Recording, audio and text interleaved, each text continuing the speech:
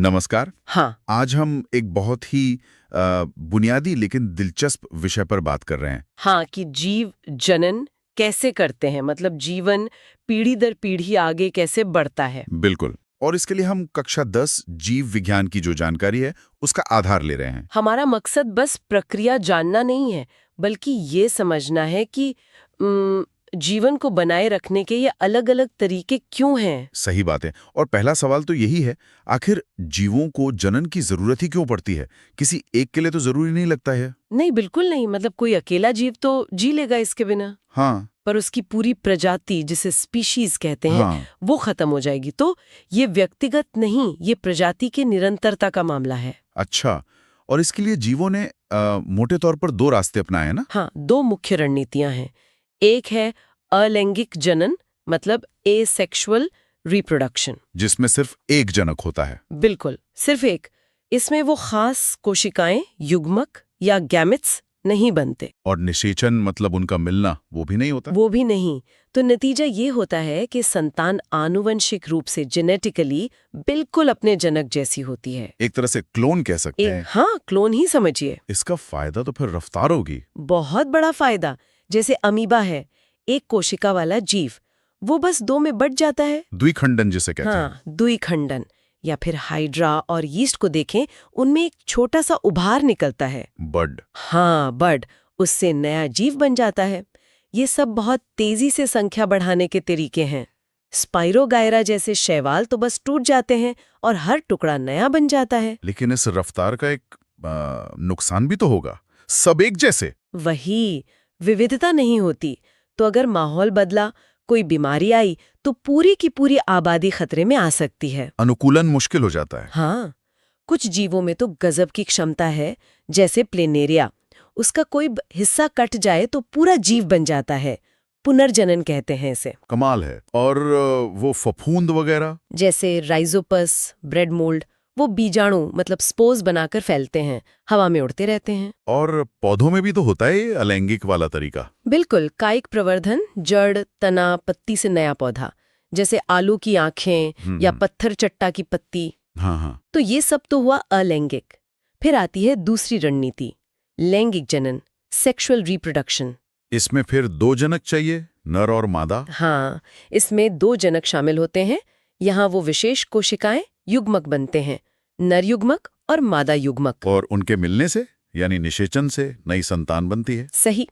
तो इसमें प्रक्रिया थोड़ी धीमी हो जाती है, पर एक बहुत बड़ा फायदा मिलता है। विविधता, वेरिएशन। बिल्कुल। संतान में माँ और बाप दोनों के गुण आते हैं, तो वो उनसे थोड़ी अलग होती है। यही विकास के लिए जरूरी है। पौधों में ये कैसे होता है? फूलों के जरिए? हाँ, फूलों में इसके अंग होते हैं। पुंकेसर वो नर भाग है जो परागकण बनाता है। पॉलन। हाँ, पॉलन। और स्त्री के सर मादा भाग है जिसमें अंडाशय होता है, ओवरी। तो परागण मतलब परागकण का स्त्री के सर तक पहुंचना। हाँ, वो पहला कदम है, परागण। फिर अंडाशय के अंदर नर और मादा युग्मकों का मिलना होता है, वो है निषेचन, फर्टिलाइजेशन। फर्टिलाइजेशन।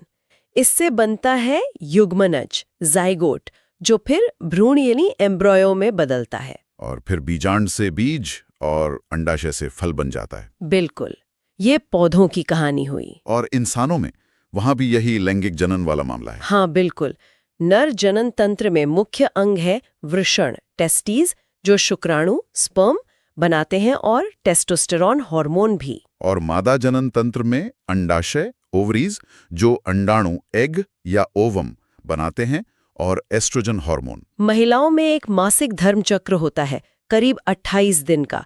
इसके बीच में लगभग 14वें दिन अंडोत्सर्ग होता है, ओव्यूलेशन।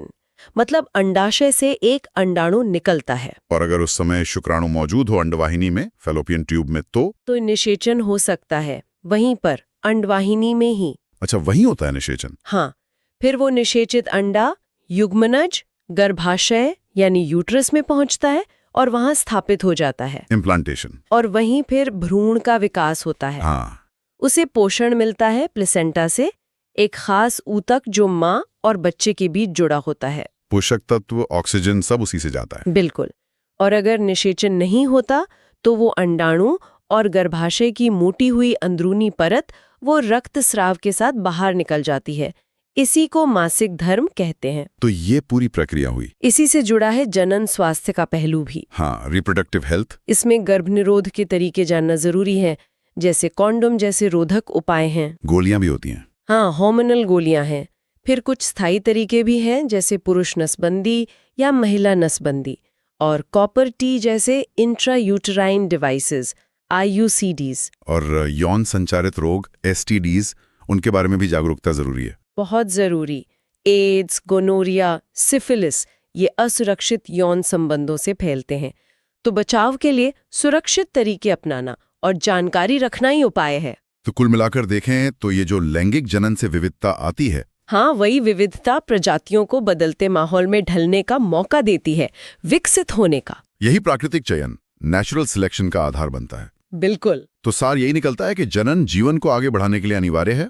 अलैंगिक जननी जहां तेजी देता है, वही लैंगिक जनन विविधता लाता है, जो लंबे समय में टिके रहने और विकास के लिए महत्वपूर्ण है। दोनों ही रणनीतियां जीवन के लिए अहम है। हाँ, और अंत में बस एक सोचने वाली बात छोड़ जाते हैं। ये कितना दिलचस्प है कि जीवन ने आगे बढ़ने के लिए ये दो एक तरह से बिल्कुल अलग रास्ते चुने हैं। एक रफ्तार का, एक लचीलेपन का। हाँ, और शायद इन दोनों के संतुलन ने ही पृथ्वी पर जीवन को इतना विविध और अद्भुत बनाया है। इस पर सोचा जा सकता है।